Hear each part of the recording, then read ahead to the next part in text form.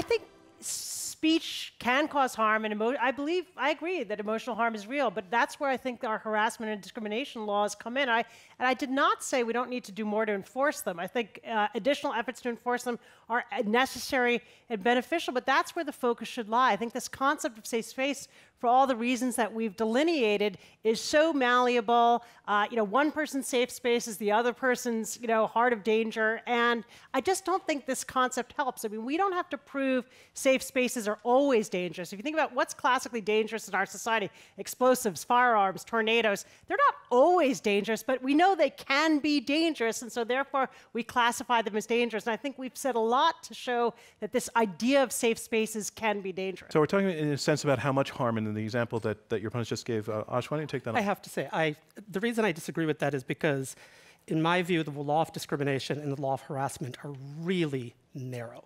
The kind of, if you read the cases, the kind of behavior you need to prove to actually make out a case of harassment is extraordinary. And it's simply not, it's not enough. And the whole idea of safety, semantics matters, I guess, but I don't, when we're talking about safety, we're talking about feeling like you belong. And I think consistent emotional harm, which tends to be suffered by minorities more often, makes you feel like you don't belong, and that, I think, is a problem.